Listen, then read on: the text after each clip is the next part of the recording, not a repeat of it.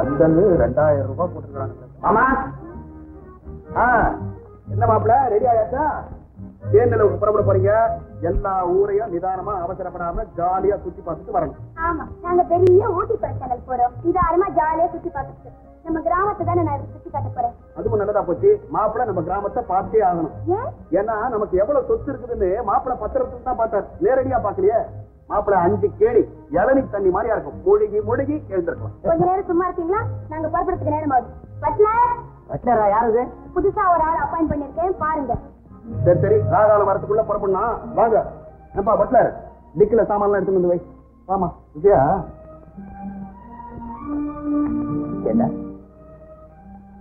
என்ன சித்திரவதை பண்றதே முடிவு செஞ்சுட்டியா? கல்யாணத்தன்னைக்கு சர்வதா வந்த, இன்னைக்கு இந்த வீட்டுக்கே பட்டரா வந்திருக்கியடா. ஏய் இதெல்லாம் என்னடா இது? ராஜா, நீ என்ன சரியாவே புரிஞ்சுக்கல. நீ இங்கேயும் நான் வேற எங்கேயோமா இருக்கு. என்னால முடியல. எனக்கு வேலையும் வேணும், உன் கூட இருக்கணும். அதுவும் இல்லாம வேற சில நன்மைகளையும் உத்தேசிச்சுதான் நான் இந்த முடிவுக்கு வந்துட்டேன்.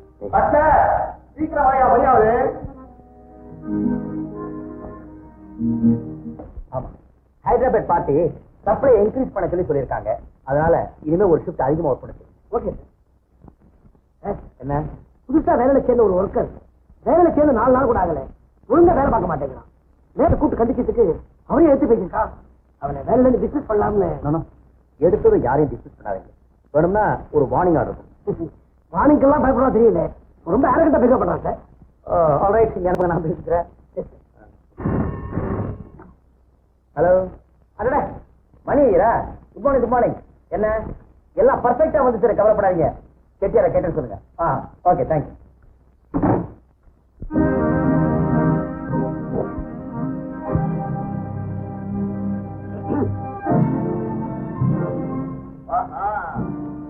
நீதான் அந்த ஃபேக்டரி ஓனர்.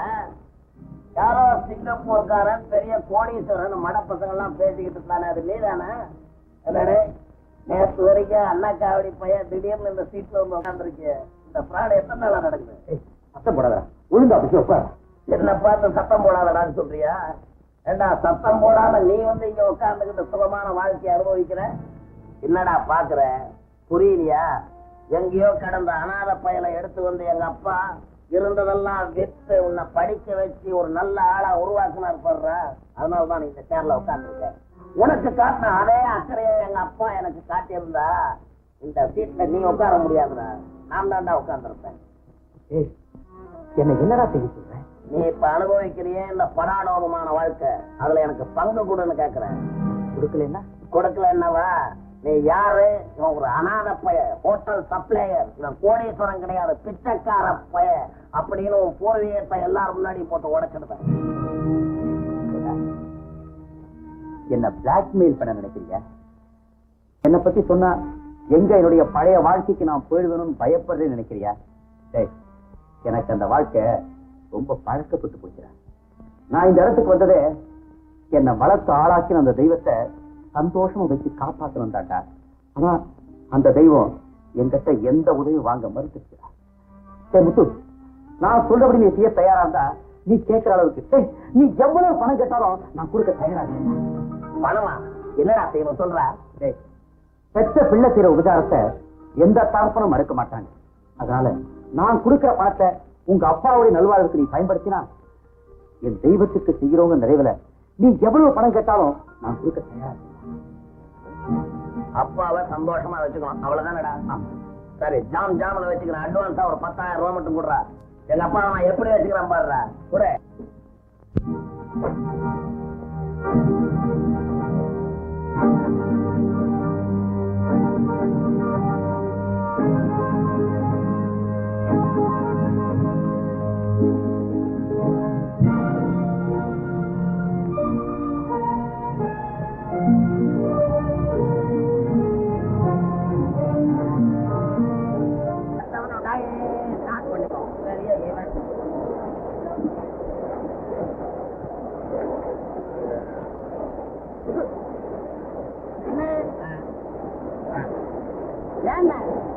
நான் ஒண்ணு கேக்குறேன், தப்பா நினைக்க மாட்டீங்களா?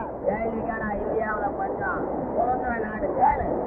என்ன நானும் தினமும் பாக்குறேன், சம்பாதிச்சுட்டே இருக்கேன், வேலையே செய்ய மாட்டேங்கிறீங்க. உனக்கு வேணும்னா நீயும் ஜம்மாடியா, நான் உன்னை வேணான்னு சொன்னேன். அடடே, நீயும் காப்பி கொடுக்க வேணாம். பட்டா பிடிக்கிறவனுக்கெல்லாம் வாழ்வு எப்படி தெரியுமா வந்திருக்கு இந்த நாட்டுல. ஒருவேளை நீயும் ஒரு நாளைக்கு முதலாளி ஆனாலும் ஆயிடுவேன். டேய், நியாயப்படி நான் தான் இந்த ஃபேக்டரிக்கு ஓனர் ஆகணும். என் பேட் சைட் இந்த யூனிஃபார்ம்ல இருக்கேன். என்ன சூடா இருக்குதுங்க, காசு சூடா இருக்குதுன்னு சாப்பிடுங்க. அது சரி. காப்பியாடா அது காப்பி. ஏடா இந்த கேண்டீன்ல காப்பி போட தெரியலன்னா பெரிய பெரிய எக்ஸ்பர்ட்லாம் இருக்காங்க காப்பி போடுறவன். சும்மா கூட்டு போட்டுருப்பான். பயப்படாத, அவனை கேட்டு போட சொல்லுப்பா. வந்துட்டாங்க காப்பி. ஏயா அண்ணாண்ட பத்தி கருத்துல முடிச்ச மாதிரி ஏயா ஏன் மிஷின்ல வந்து வேலையே கிடையாது.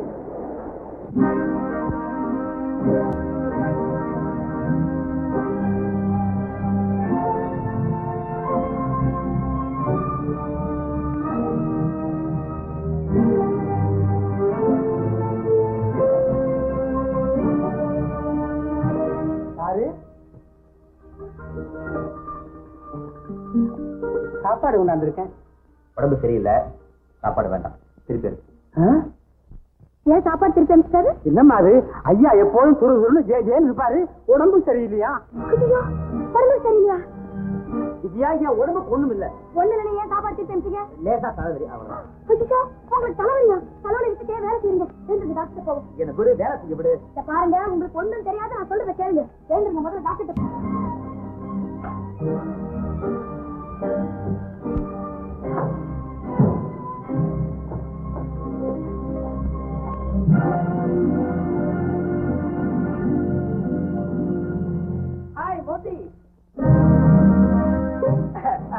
ஏன்னா ஹோட்டி, நீ எப்போ சிங்கப்பூர்ல இருந்து வந்த? அம்மா எங்க தங்கி இருக்க, எப்படி இருக்க? இது she is my wife Vijaya. Hello hello. I'm sorry. பாத்தியா, நான் ஃபாரின்ல பழகி எனக்கு இந்தியன் கல்ச்சரே மறந்து போச்சு. அம்மாடி, நீ ரொம்ப குடுத்து வச்சவன். உன் புரிஞ்சாருக்கான சாதாரணமா நினைக்காத. அவன் சின்ன வயசுல எத்தனை பேருக்கு சாப்பாடு டிஃபன் கொடுத்தவன் தெரியுமா? அவன் கை நிறைய ஹோட்டல் பில் வாரி வாரி வழங்குவான். இருக்கட்ட சொன்னேன், இருக்கட்டும், அவங்க நிறைய பேசுறோம், வா மாடி போலாம். கொஞ்சம் இருங்க, காபி சாப்பிட்டு. அம்மாடி, நீ என்ன தப்பா புரிஞ்சு. என் வாழ்க்கையில சாப்பிட்டதில்ல. வர வர போலாம்.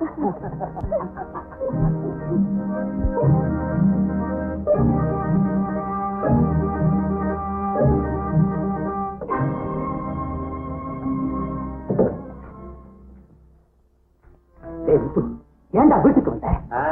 நீ வாழ்றிய இந்த குபேர வாழ்க்கை, மாட மாளிகை, கூட கோபுரம் இதெல்லாம் பறிச்சுக்கிட்டு போலான்னு வந்தேன். கூட பைத்தியக்கார, நீ என்னதான் கொடி கட்டி வாழ்ந்தாலும் அதை பத்தி எனக்கு கவலை இல்லடா. இன்னும் எதுக்காக இங்க வந்த? எல்லாம் பணத்துக்கு வேண்டாம்.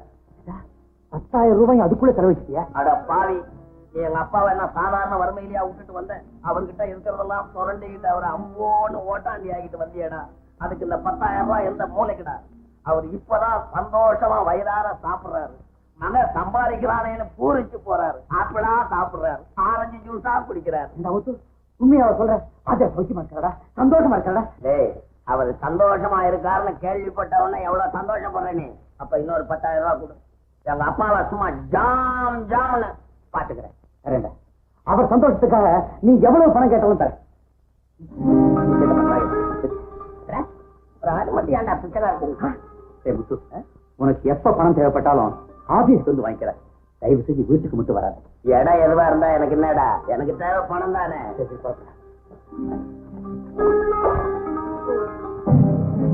அந்த முத்துவானதான் அவர் ஒரு மாதிரி இருக்காரா? ஆமாங்க, ரொம்ப பொல்லாதனா இருக்க. யாருக்கும் பயப்படவே மாட்டேங்க. நான் அவனை கண்டிக்கிறதுக்கு என்னைக்கு கழிச்சு பேசிட்டா. அப்படியா? ஆமாங்க, இதை பத்தி சார்கிட்ட ரிப்போர்ட் பண்ண. அவரு உடனே ஒரு கூப்பிட்டு வச்சு பேசுறாரு. என்ன சொன்னானோ ஏது சொன்னானோ அதுல இருந்தா சார் ஒரு மாதிரியா இருக்கு. இதை பத்தி நான் அவர்கிட்ட பேசுறேன். இந்த ஃபைலு சார் கையெழுத்து போடணும். இதை வச்சுட்டு போங்க. கையெழுத்து வாங்கி ஃபைல் ஆஃபீஸ். தேங்க்யூ, அப்ப நான் வரேன்.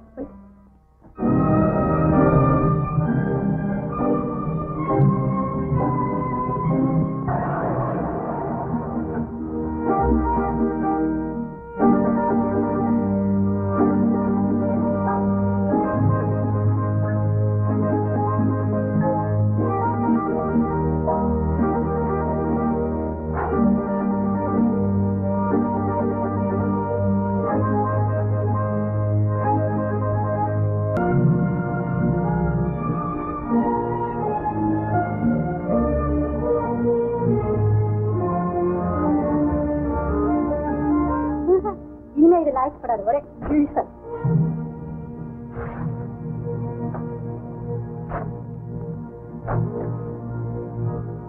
அம்மா மரகதம், என்ன கொஞ்சம் இப்படி வாமா.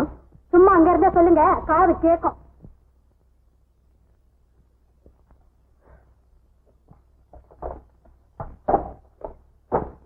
அம்மா. என்ன சும்மா சொன்னானே? இல்ல, உங்ககிட்ட ஒரு விஷயம் கேட்கலாமான்னு. கொஞ்சம் இப்படி வரையாமா. என்ன சொல்லுங்க. கேட்கறேன்னு வித்தியாசமா நினைச்சுக்கிறமா. இப்படி விலை உயர்ந்த புடைகளை வாங்கி எடுக்கிறீங்க, தாம்பிகமா செலவு பண்றீங்க, இதுக்கெல்லாம் ஏது பணம்? என் புருஷன் சம்பாதிக்கிறாரு, நான் செலவு பண்றேன். இவ்வளவு செலவு பண்ற அளவுக்கு சம்பாதிக்கிறாருன்னா அப்படி உன் புருஷன் என்னதான் உத்தியோகம் பாக்குறாருமா? என்ன உத்தியோகம் பார்த்தா உங்களுக்கு என்ன? இல்ல, எல்லாருக்கும் மாசத்துல ஒரு வாட்டி தான் சம்பளம் கொடுப்பாங்க, உனக்கு 4-5 முறை மணி ஆர்டர் வருதே, அதனால கேட்டேன். ஏன் இப்படி வயிறு எரிஞ்சு சாக்குறீங்க? நீங்க தான் எங்களுக்கு வாழ்வு கொடுக்கல, நாங்க நல்லா வாழ்ந்தாலுமா பொறுக்கல. இல்லம்மா. பின்னா நாங்க வசதியா வாழறத பார்த்து உங்களுக்கு பொறாம? தப்புமா, உங்க வசதியை பார்த்து நான் பொறாமப்படல, ஆனா அது வந்த வழி எதுவா இருக்குமோன்னு தான் நான் பயப்படுறேன். அவங்க வழியை பார்த்துட்டு போனா போறோம், மத்தவங்களை பத்தி கவலைப்படவும் வேண்டாம், பயப்படவும் வேண்டாம்.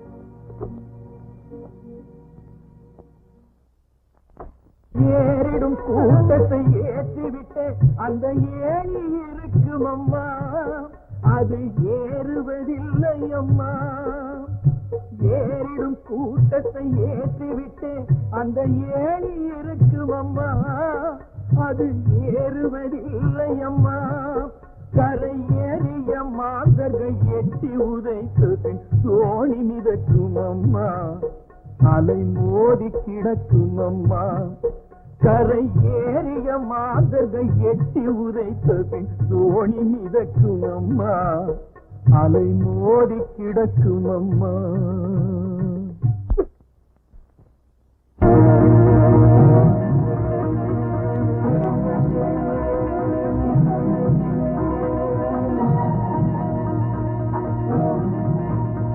மேனேஜர், யாரோ ஒருத்தவங்க கிட்ட ரொம்ப தகராறு பண்றா நீங்களே, யாரவன்? முத்து.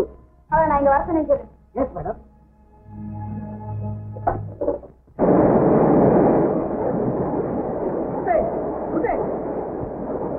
மேனேஜரா எங்க வந்த?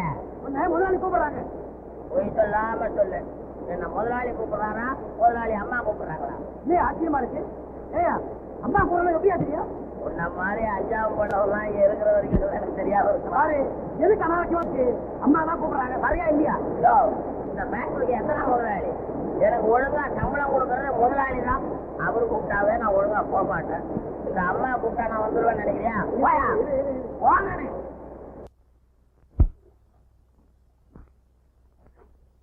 எங்க அவன்? அவரை நான் கூப்பிட்டதுக்கு என்னங்க பெரிய முதலாளி அம்மா, அவங்க கூப்பிட்டு நான் வரணுமா? உங்க முதலாளி கூப்பிட்டோம் நான் அப்படி சொல்றேன் மேடம். மேனேஜர், அவனை உடனடியா வேலையில நீக்கணும்.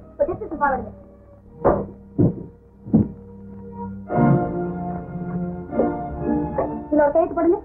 நான் சொல்றேன். என்கிட்ட ஒண்ணும் பேசாதீங்க, நான் சொல்றது கேளுங்க. இப்ப இது என்னோட கௌரவ பிரச்சனை. அது இல்ல. என்னது அது இல்ல? அவன் முக்கியமா இல்ல நான் முக்கியமா உங்களுக்கு? கைது போடுங்க.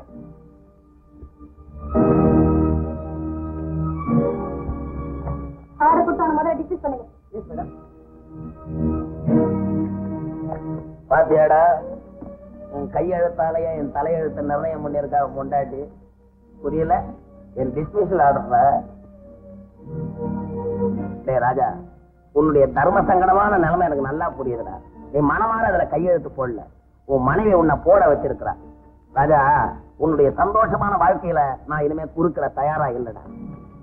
ஆல்ரைட், வேலையை விட்டே நான் போயிடுறேன். ஆனா நீ தெரிஞ்சோ தெரியாமலோ எனக்கு வசதியான வாழ்க்கையை அமைச்சு கொடுத்துருக்க. அந்த வசதி கடைசி வரைக்கும் குறையாம எங்க அப்பாவையும் என் மனைவியை நான் காப்பாத்த வேணாம். அதனால நானும் ஏதாவது பிசினஸ் ஸ்டார்ட் பண்ணி என் லைஃப் செட்டில் பண்ணிக்கலான்னு இருக்கேன். அதுக்கு ஒரே ஒரு ₹1,00,000 இருந்தா கூட போதும். ₹1,00,000 கொடுத்தா இனிமே இந்த பக்கமே வரமாட்டியா? நிச்சயமா வரமாட்டேன். ஆல்ரைட், வாத்தியார நல்ல முறையில காப்பாத்துவேங்கிற நம்பிக்கையில உனக்கு இந்த பணத்தை கொடுக்கணும். இதை வச்சுக்கிட்டு இனிமேலாவது நல்ல முறையில பிழைக்கிற வழியை பாரு. தேங்க்யூடா ராஜா, உன் லைஃப ஜாலியா என்ஜாய் பண்றானே.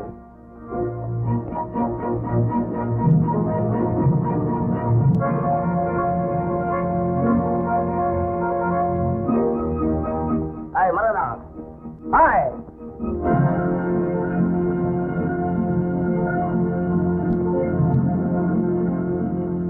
யார் நீங்க? உங்களுக்கு யார் வேணும்? எனக்கு நீ தாண்டி வேணும்.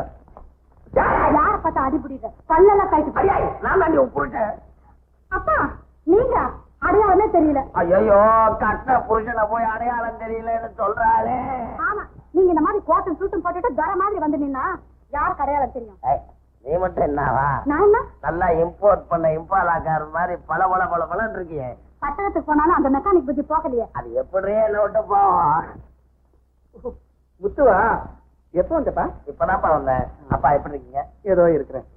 என்னப்பா ஆளே மாறி போயிருக்கிறேன்? ஆள் ஒண்ணும் மாறலப்பா, ட்ரெஸ் தான் சேஞ்ச் ஆயிருக்கு அவ்வளவுதான். முத்து, நான் கேட்கறேன்னு வித்தியாசமா நினைச்சுக்காத. நீயும் உன் மனைவியும் இவ்வளவு ஆடம்பரமா செலவு செய்யறீங்களே, ஏது பணம்? தப்பா இருக்க. இந்த அளவு வருமானம் வர்றதுக்கு நீ என்ன வேலை பாக்குற? எல்லாம் கௌரவமான வேலைதான். இல்ல முத்து, நீ கௌரவமான வேலை பாக்குறதா இருந்தா இந்த குறுகிய காலத்துல இவ்வளவு பணத்தை சம்பாதிச்சிருக்க முடியாது. அதனால ஏதோ நீ குறுக்கு வழியில தான் சம்பாதிக்கிறேன்னு நினைக்கிறேன். அப்பா பணக்காரனா எப்படி ஆவறதுன்றத பத்தி தான் கவலை பண்ணுமே தவிர பணம் வந்த ரூட்டை பத்தி கவலைப்படக்கூடாது. நீங்க ஏன் இப்படி சந்தேகப்பட்டு கேட்கறீங்கன்றது எனக்கு நல்லா புரியுது. வாழ்க்கையில ₹1 நோட்டையே பார்த்து பழக்கப்பட்ட நீங்க இன்னைக்கு ஆயிரக்கணக்கில் பார்த்தா ஆச்சரியம் தான் படுவீங்க. அது என்னப்பா பணம்? பணம் நீங்க பாக்கணுமா? பாருங்கப்பா. எங்க கொள்ளையடிச்ச? நான் ஏன்பா கொள்ளையடிக்க போறேன்? நமக்கோசரமே ஒருத்தன் கொள்ளையடிச்சு வச்சிருக்கானே. என்ன சொல்ற? நீங்க எடுத்து வளர்த்தீங்களே ஒரு உத்தம புத்திரன், சத்புத்திரன், உங்க ராஜா. அவனை பத்தி பேசுறதுக்கு உனக்கு என்ன யோகியதை இருக்கு? நிறைய இருக்குது, அதனால நான் பேசுறேன். இப்ப அவன் வாத்தியார் வேதாத்துல எடுத்து வளர்த்த ஆர்டினரி ஹோட்டல் சர்வர் ராஜா இல்ல. பால்ல குளிச்சவன், பரம்பரை பணக்காரன், சிங்கப்பூர் சீமா, லட்சாதிபதி ராஜா. என்னடா உளர்ற? நான் ஒண்ணும் வளரல.